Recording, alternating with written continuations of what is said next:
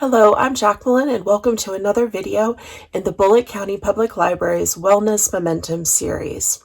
Today, I'm going to continue speaking with you about the topic of healing, particularly healing from the traumatic wound of our losses.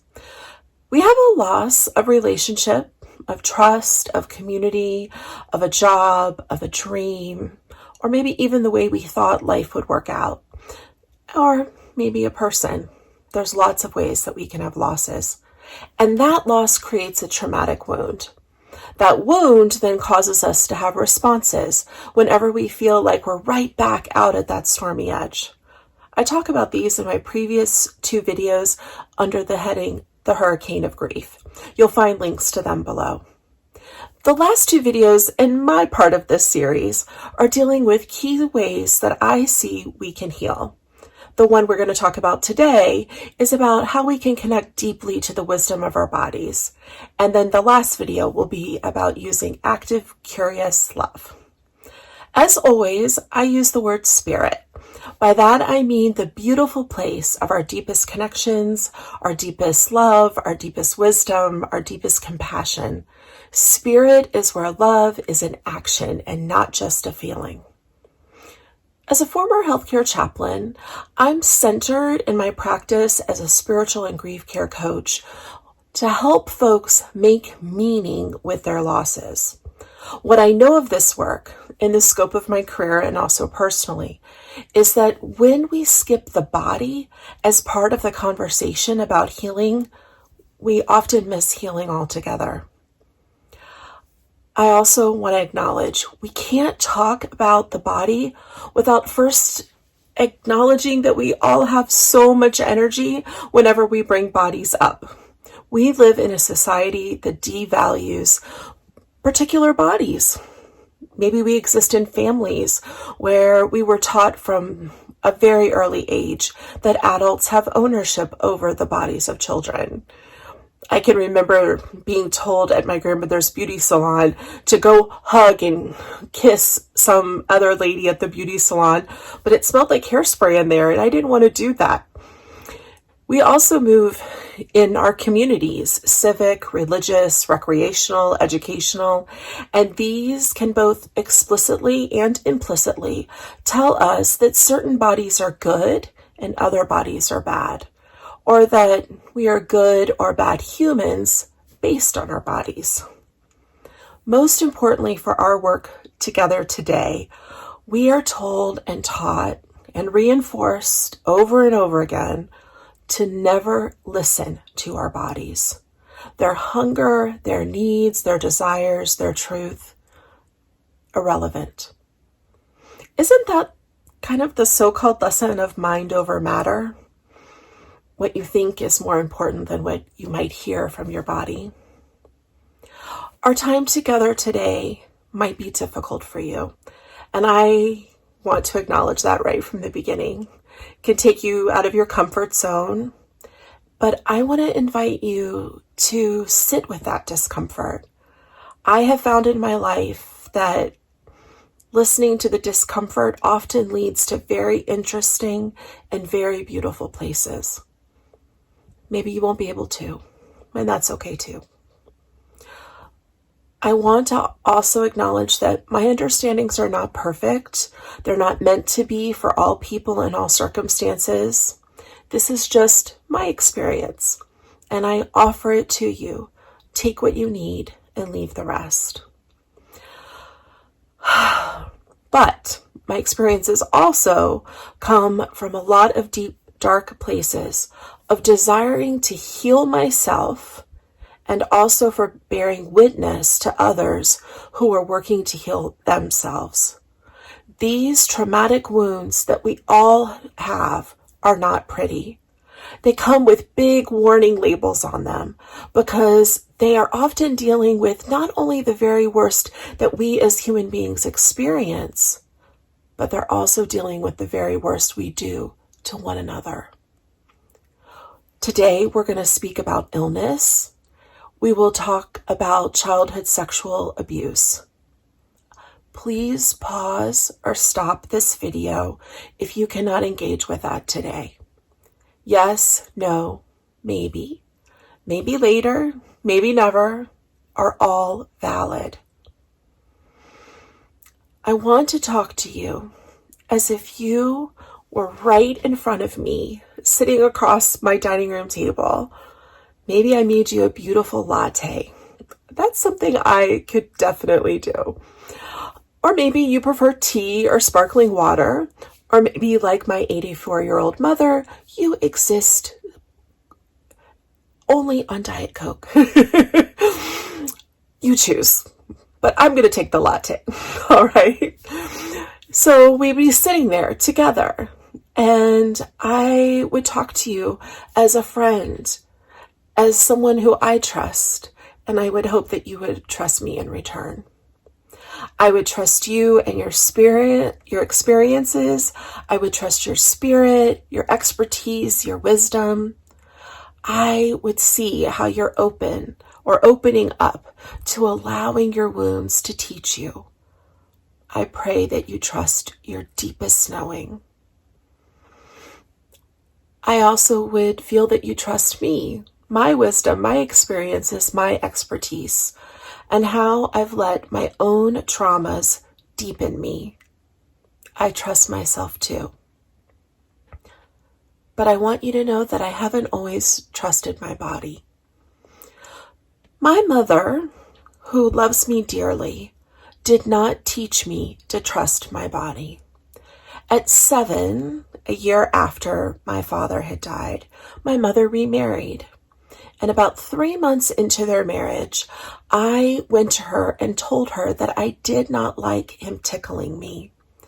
She never asked me where he tickled me. She never taught me, your body, your choice. She never empowered me or backed me up to say no to being tickled.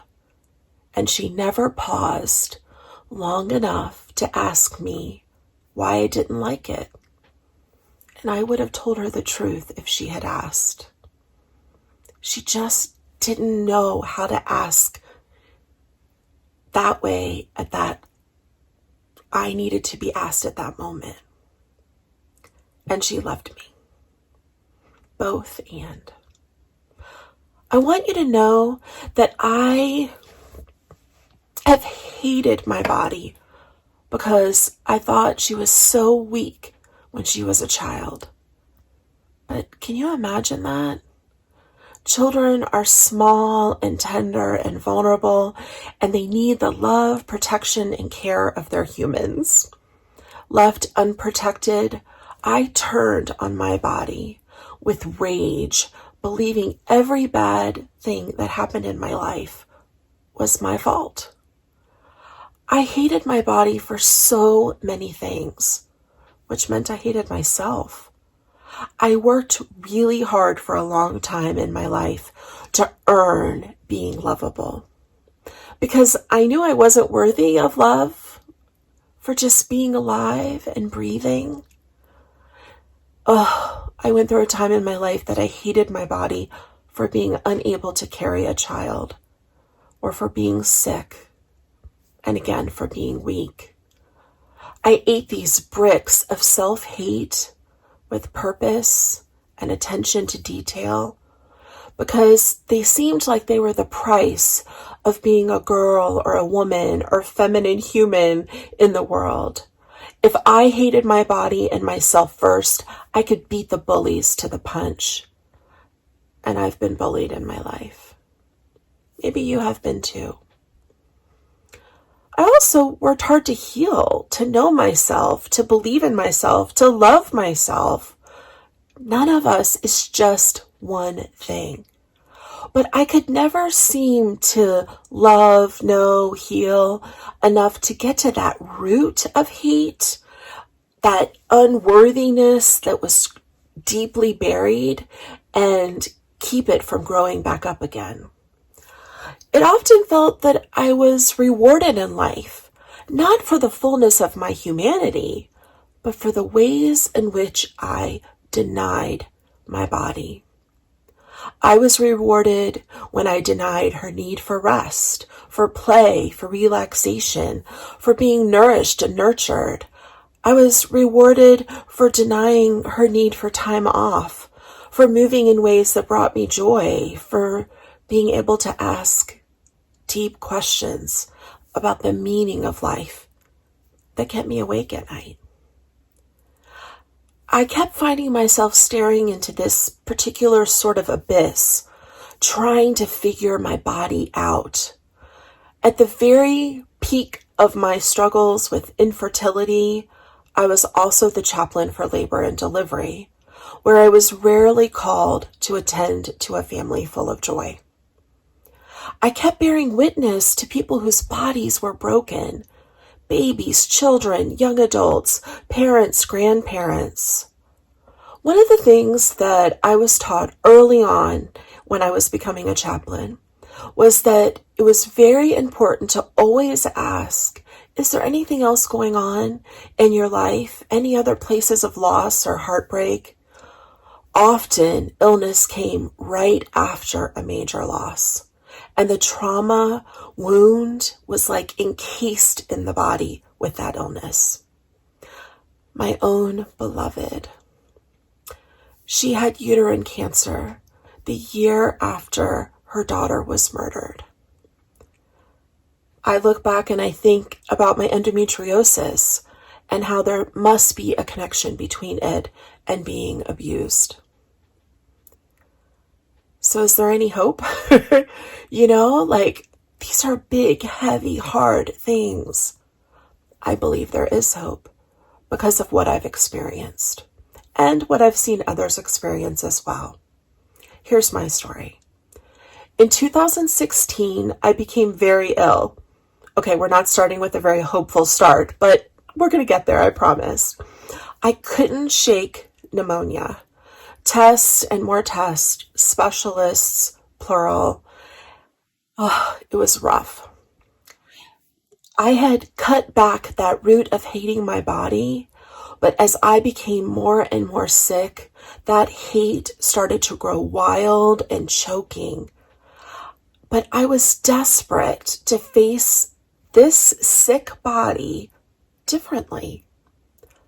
I ended up working with someone who asked me a question that ultimately offered me a way to heal my hatred of my body.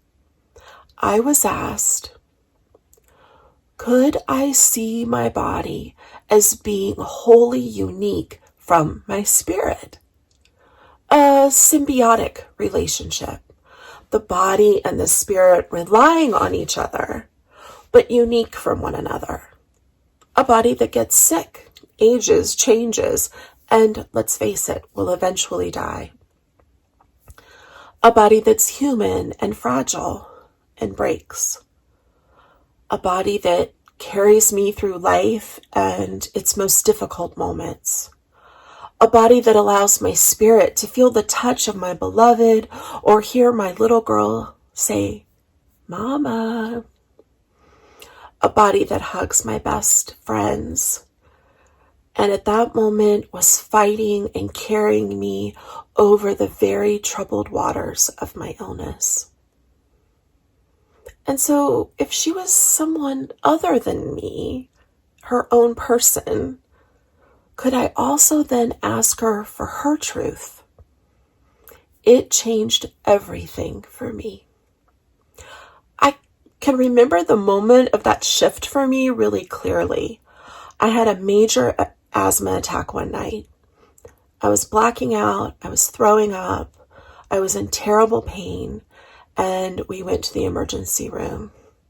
The doctors were like, everything's fine, I don't know why you came, but I still had this terrible pain in my side. My own doctor, who I saw a couple weeks later, couldn't find anything wrong with me, even though when she pressed down on my chest, I screamed. Literally screamed. I couldn't lay down at night and breathe, but I was kind of okay if I was upright.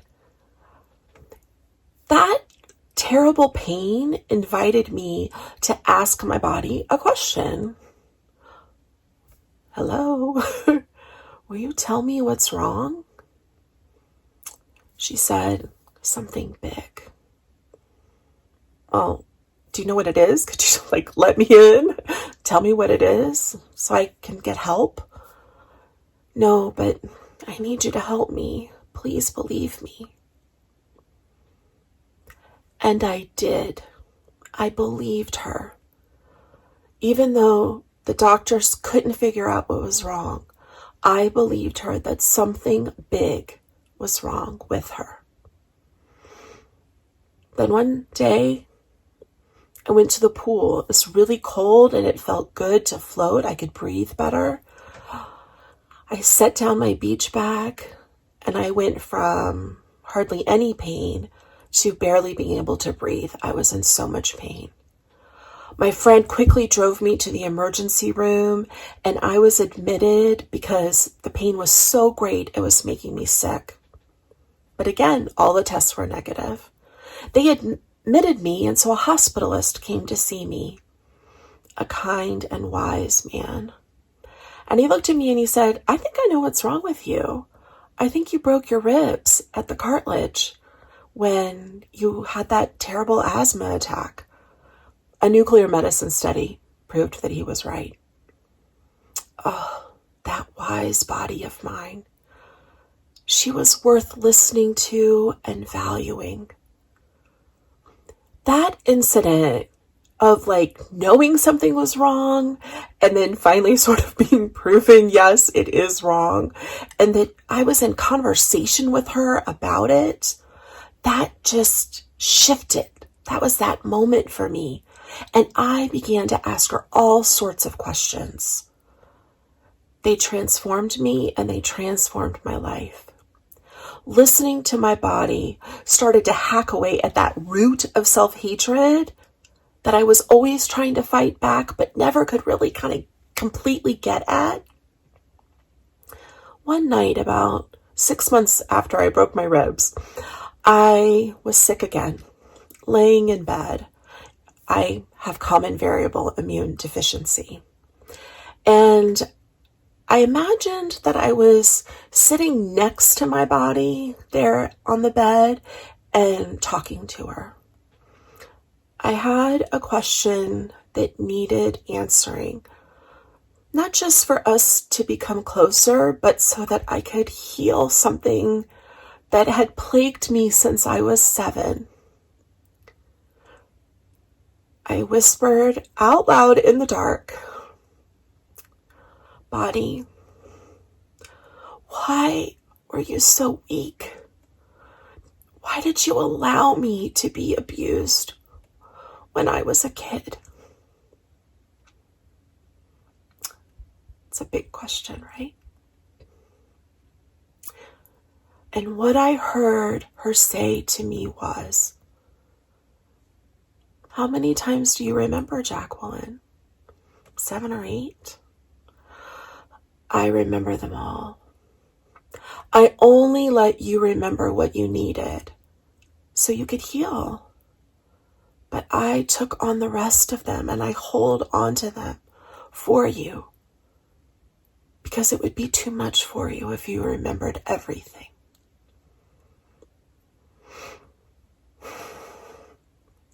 She proved to me that she was my best friend.